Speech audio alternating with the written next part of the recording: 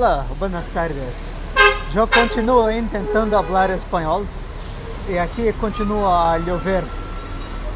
Well, one thing I've learned from Panama City thus far. One thing I've learned from Panama City thus far is that this is a city of rain.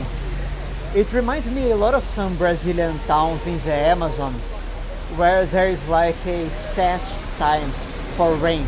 Rain happens every day, like at 4 p.m. for example. So you plan yourself around the rain, your schedule, because the rain is going to happen nevertheless. And as you can see, it's pretty wet here. I've taken one of those open sightseeing buses. I think the first one to do it was Big Bus. I'm not really sure. It is one of the most famous ones. This is a local one from Panama, Sightseeing Bus or Sightseeing Panama if I'm not mistaken. And the greatest complaint people have about it is that it's too infrequent and that's often late. And I can attest that both of those things are absolutely true. Because imagine you, for instance, decided to arrive at the starting place, believing that from their website it starts at 1:45 p.m. So you plan to arrive at 1:40 p.m. just before the bus leaves. And then at the guichet, at the counter, you get told that actually the time at the website is outdated. The new time is 2:30 or 2:45. So you have to wait 1 hour for it. And then at 2:45 the bus still takes another 30 minutes to arrive and arrives 30 minutes late.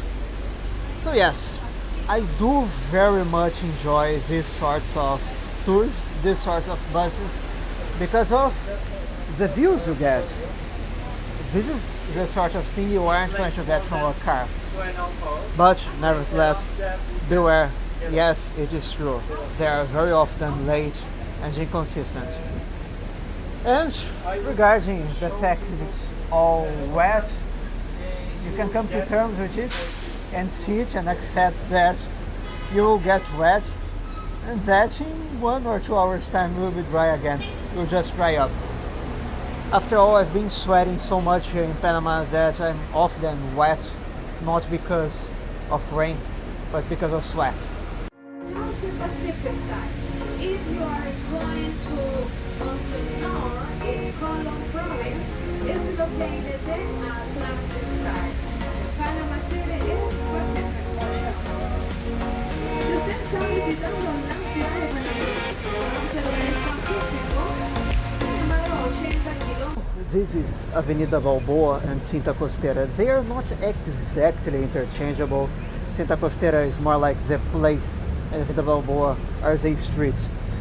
This is a land reclamation project that I believe pretty much all cities by the sea have.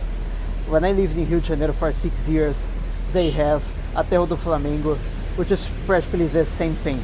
But you look anywhere, you look for example at Singapore, you look at New York, you look at Rio de Janeiro, Panama, there's always some large land reclamation project right by the sea, which eventually becomes just some large park. And you can see that albeit it rains a lot here in the city, just like I was talking about Rio de Janeiro, just like many Brazilian cities I've been to, the city is not entirely prepared. There are many flooded areas nearby. Okay, so we finally got away from all that traffic. And let me tell you, Panamanian people do enjoy their horns. Very much. They really like honking their cars. Like I said, it reminds me a lot of Rio de Janeiro, where I lived for 6 years while attending med school. I mean, there are differences, of course. Rio is much more dangerous. Panama City, Ciudad de Panama, is safer.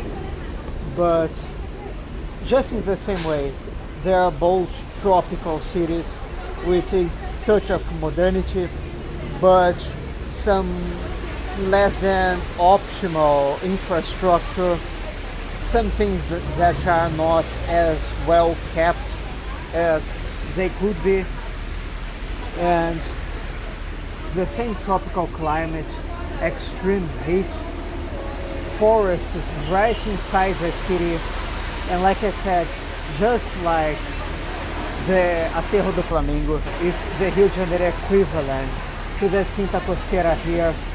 We have many forests inside the city, which in Rio de Janeiro would be Floresta da Tijuca, for example, and here would be Balboa or Parque Nacional Metropolitano, for example.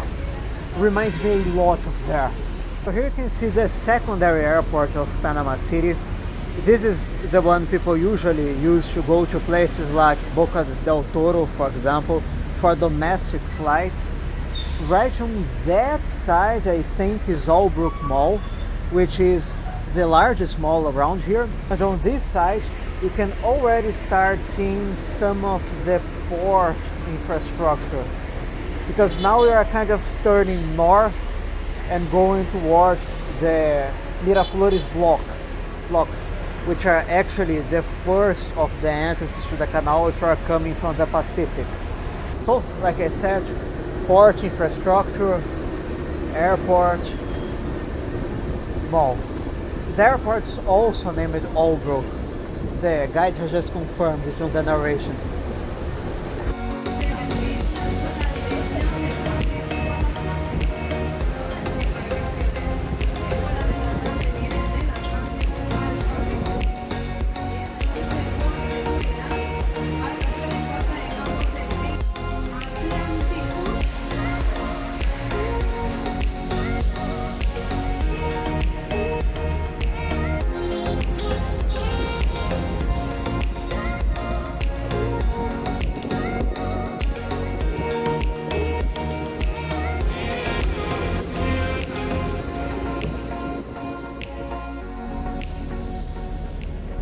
Something really interesting that the guide mentioned and I didn't know, and I didn't already know, is that the locks are original.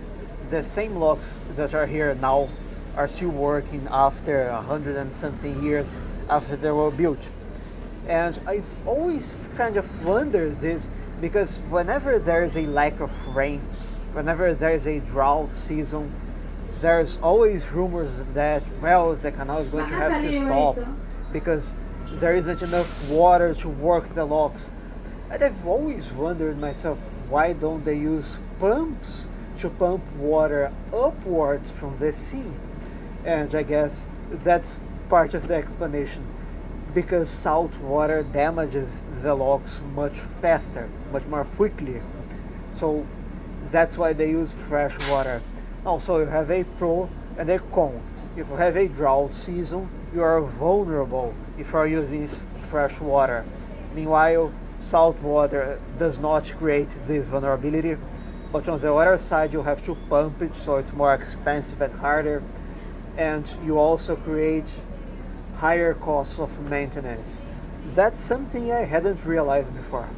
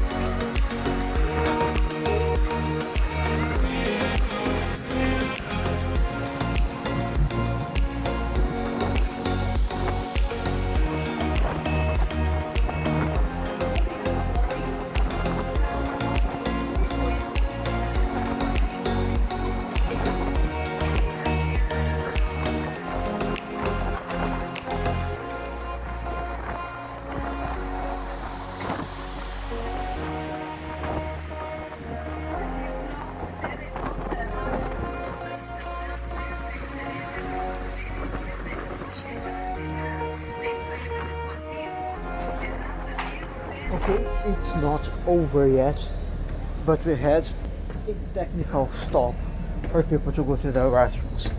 I don't need to, but I'm going down.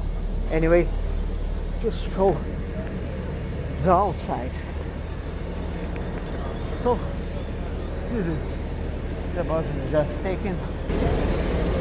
And I think I can take some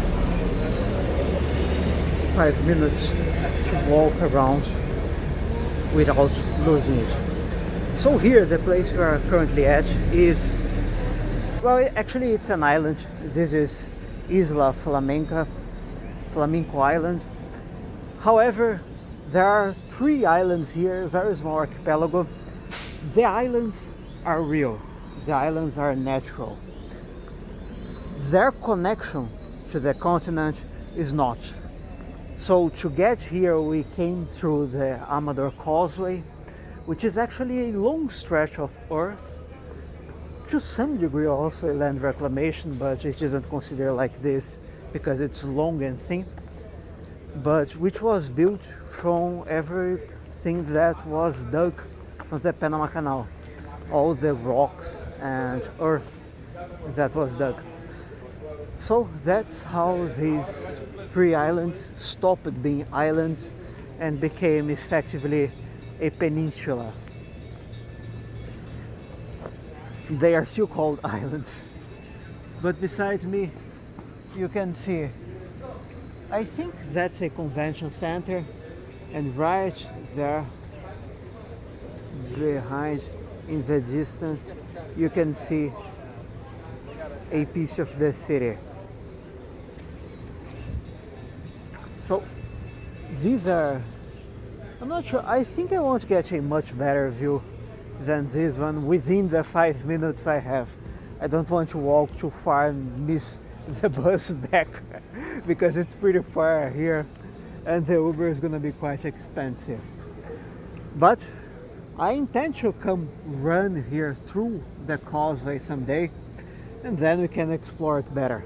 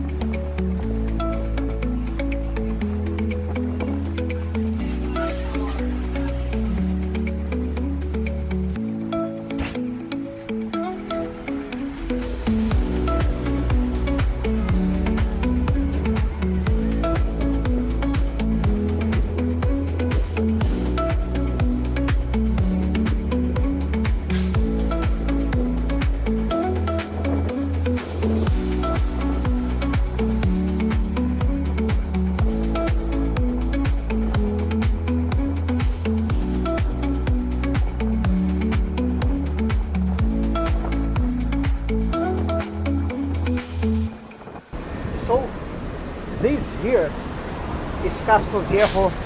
It's kind of the second city of Panama. And behind us there, the third, the current one. And to the right, there, very in the back, we have Costa del Este, which is a newer neighborhood, and between Costa del Este and the newer part of the city where the financial buildings are, we have the first Panama, Panama Viejo. So it started in Panama Viejo when the Spanish wanted to transport overland what they were mining in Peru, for example. Then that place was destroyed in the 1600s by pirate Henry Morgan, and then they moved it here to Casco Viejo, this more defensible position. So nowadays this is what's largely considered the touristic part of the city, because Panama Viejo are just ruins. And then as the city expanded in the following centuries, it expanded northwards. I'm pretty sure that's north.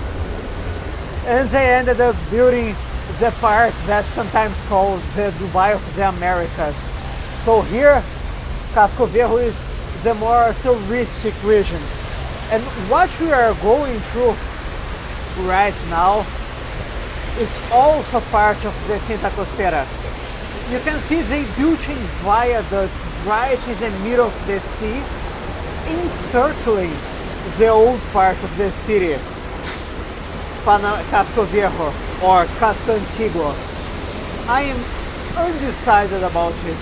On one point of view, they didn't have to bulldoze anything there. They built a highway and they just went around. But on the other side, they've completely cut out the old city from the sea. So couldn't they build like a tunnel or something like this? I'm still undecided about it, because after all, it also gives us great views.